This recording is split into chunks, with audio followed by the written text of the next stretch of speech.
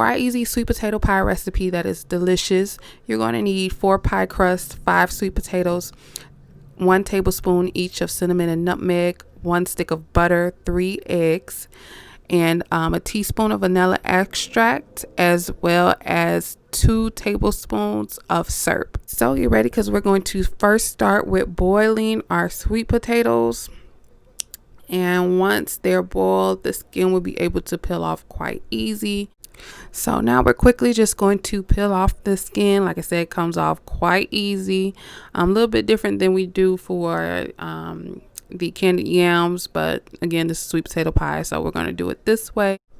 We're just gathering all our ingredients. We have our syrup, we have our Eagle brand sweetened condensed milk that I forgot to mention, just 1 can. We have our sugar and our ground cinnamon and our ground nutmeg, which we're going to do equal parts of. And so next we're going to start mixing. We have our 1 stick of butter. We're cracking our eggs. We did have a masher at first because we didn't want to get out the mixer because it was buried. But we ended up getting it out anyways. But we did try to masher and to hand whip it at first.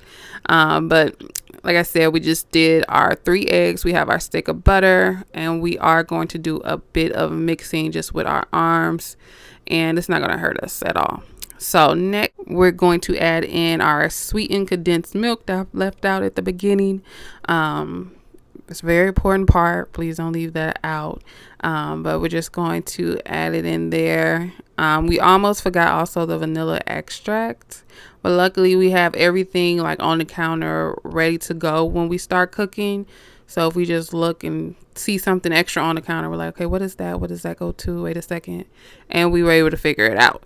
So now we're going to add in the sugar, and the most important part of this is tasting as you go. Once you get it mixed, your best bet, even when you're using somebody's recipe, taste it as you go. We added stuff later on, and that's how we got our measurements finally at the end. But we're so used to doing it by eye that it's sometimes hard to give out measurements. But each time all we do is cook the dish, and as we're cooking it, we make sure, before we're done, we've tasted it. We've tried to figure out what seasoning or what ingredient needs more, or maybe what was too much in there and you need something else to counter it. So again, even using somebody's recipe, I don't care who it is, put some in midway through, just give it a taste. Get you a little spoon, give it a taste, see how it's tasting to you and your taste buds, and then go from there. It's easy. You really can't mess it up. Just do a little bit at a time. So now that everything is in there, the condensed milk, the butter, the 3 eggs, the potatoes, the syrup, the vanilla extract is coming. Like I said, we almost didn't remember it, but luckily it was sitting on the counter, so it was added.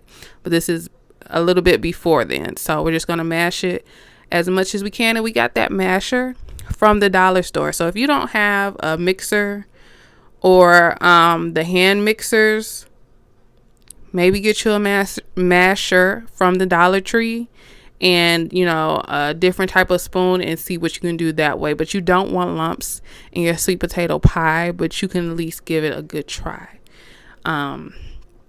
So that's a little help. But we are going to take the bowl once we get the vanilla extract in there, and we're going to put it in our new mixer that we have got from my dad, that we forgot we had, and that was under it's just a whole bunch of cooking boxes, a whole bunch of crock pots, because it's that type of season. A whole bunch of crock pots, whole bunch of air fryers to help us out when we're cooking. So we're going to put the vanilla extract in, like I said, just a teaspoon of vanilla extract. And we're going to get our stand mixer out. It was brand new, so that took a little bit of a minute, but get it out, put it in there, and look how beautiful that is. I haven't seen one of these in years, because my mom never takes her stuff out of the box, like the vegetable choppers. But it was good to see it. So it's mixing quite well. it's going to come out really, really smooth.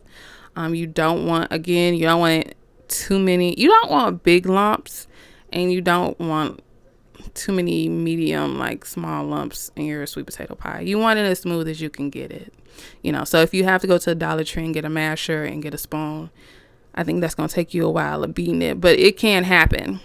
Also, here's our ready to bake pie crust.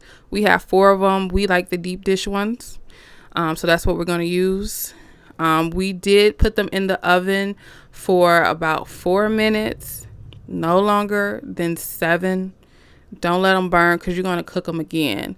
And this was just to thaw them out because they were frozen. They were frozen pie crusts. They're easy to use. They taste delicious. You will never know the difference. If you could skip a few steps, you don't have to do everything homemade. Sometimes you can add, homemade to something that was pre-made, and it comes out great. So that's what we're going to do.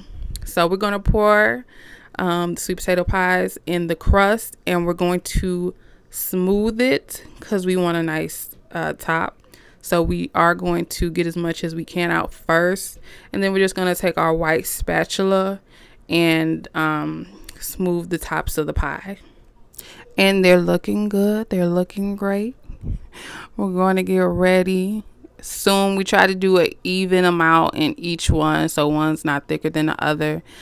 We do all of it by eye. So I can't tell you how much cups to put into one pie, but just by eye, just a little bit at a time. We went back twice on each pie. So we poured some, and then we went back the second time. That was easy for us to do. So we're going to start by putting them in, and we bake our pies for about 45 minutes. But we do check every 15 minutes to see what's happening. And we also have to come back in 15 minutes and switch the ones that are at the bottom to the top, and the ones that are at the top to the bottom. So now that they're completely done, here's them coming out of the oven. Sorry, I moved that one pretty quick, but here's the rest of them. We needed space for the other 2, so they had to be slid to the side. And here's an up close and good look. And look at that pretty orange color. And look at those pies, not burnt at all. Like I said, keep checking on it because it is easy to burn.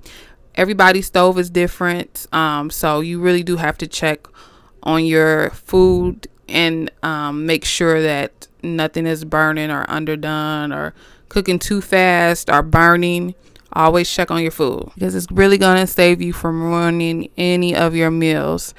Speaking of meals, make sure you check out our mac and cheese video. Christmas is coming up, New Year's is coming up, and everyone's celebrating, and everyone has New Year plans to not eat the way that they used to before and lose weight. So while you can, make sure you go and watch our creamy baked mac and cheese for these last couple of holidays and months in 2020. That way you can get you some good recipes that you can really enjoy this last couple of holidays. And next year, when you're having your Thanksgiving break or Christmas break, you can bake it again, and you'll know the recipe very well. This is our pizza lasagna. It is delicious. It's creamy, and people love it. We have a video coming out soon, so please make sure you subscribe so you can be alerted when the video comes out. It's my mom's famous pizza lasagna, and it is one of the best things that you can possibly taste, and one of the easiest to make.